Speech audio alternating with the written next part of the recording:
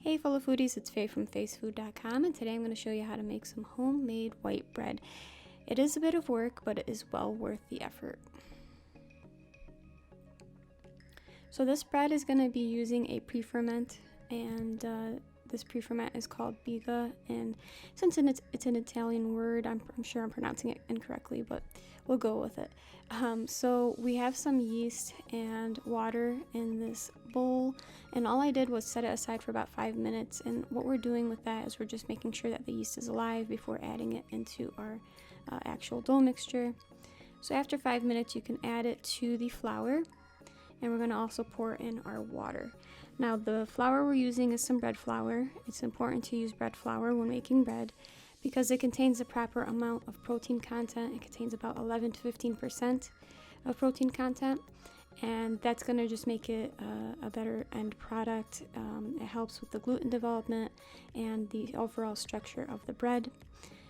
The water we added in was about 80 degrees Fahrenheit. You want to make sure that you have the water at the correct temperature before adding it in. And you can see what I'm doing here is I'm just using this pincer method. Looks silly, but what it's supposed to do is imitate kind of what the dough hook would do. So if you want to just use the dough hook on your KitchenAid, you can go ahead and do that. But I want you to see that you can make this bread by hand as well. So this is our finished pre-ferment. What we're going to do is we're going to cover this with some aluminum foil and place it in a spot. It's about 70 degrees, 65 to 70 degrees, and leave it overnight at room temp. Right, so the next day we have some more flour in our big tub, and to this we're going to add some water. This water is actually at 105 degrees Fahrenheit, and we're going to begin to mix this with our hands. And you can see that this is our pre-ferment the next day. You can see it really developed those gases that we're looking for, which is perfect. Okay, so I'm using the pincer method yet again. Yeah, I know it looks silly, but there is a purpose to this. So you really just want to mix this until it's combined. You don't want to overdo it. And then once it's combined, you can go ahead and add in the pre-ferment, Biga. I'd make sure to wet your hands before you do this because it is a very, very sticky thing that you're adding in here. Also use your dough scraper, your plastic dough scraper. It helps a lot. Alright, so once that's in there, we can go ahead and again begin to mix this using our pincer method. And this is really just to combine everything well and incorporate everything. So once everything's incorporated, what you can do is begin to fold. And the way you want to do that is just grab a piece of the dough and kind of stretch it up until you feel some resistance, and then fold it over. And you want to do this for about 4 or 5 times, kind of 3 different sets of 4 or 5 times, until you really feel the dough begin to kind of tighten up on you.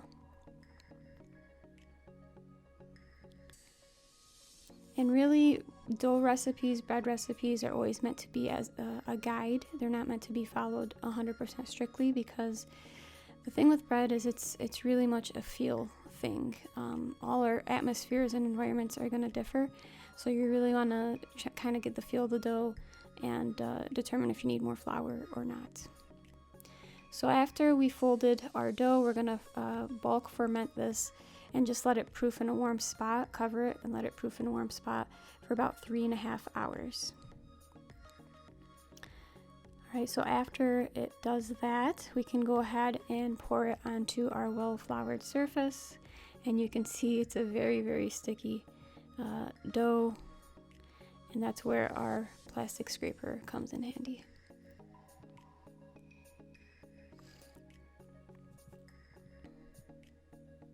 So you really want to make sure to get all the dough out. All right, so for me, this was a bit too sticky, so what I did was I'm gonna add in some more flour in on top. And like I said, dough is very much a feel thing when you're making it, so if you don't need flour, don't add unnecessary flour. So I'm just gonna kind of incorporate that flour, and I'm gonna take my plastic scraper, you can also use a metal scraper, and just cut this dough blob in half.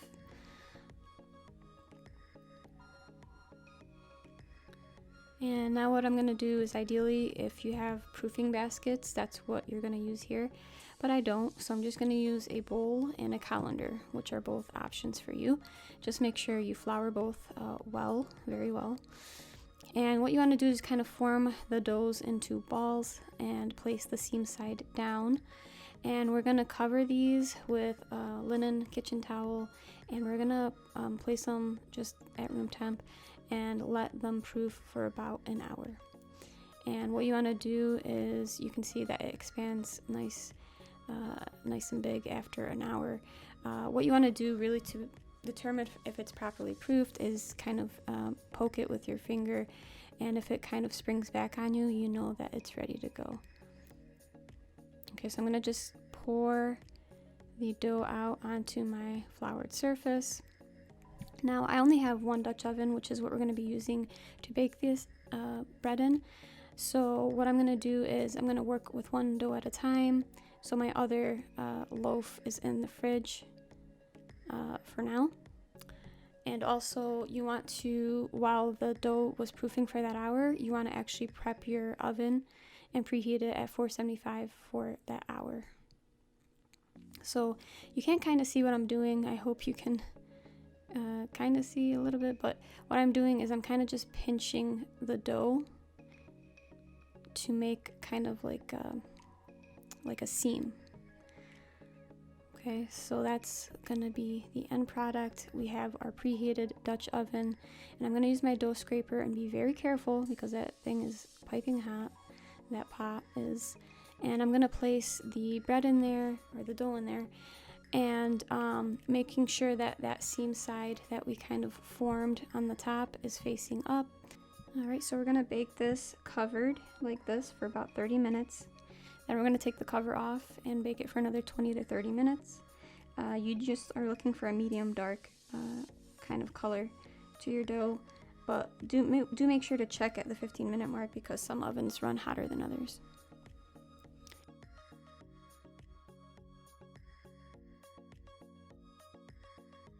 Alright, so after this is done baking, we're going to carefully flip it onto a rack. You can see it's piping hot. And what we want to do is we'll bake our other loaf while this is cooling. We want to cool this for at least 20 minutes though before cutting into it, or else it will just not be what you're looking for structurally. You really want it to have some time to cool. Alright, so while you're baking the other loaf, this will cool.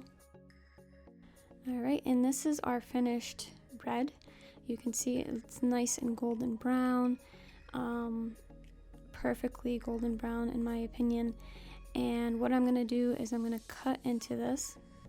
The bottom, if you knock on it, it should sound kind of hollow. That's how you determined it was baked properly and made properly.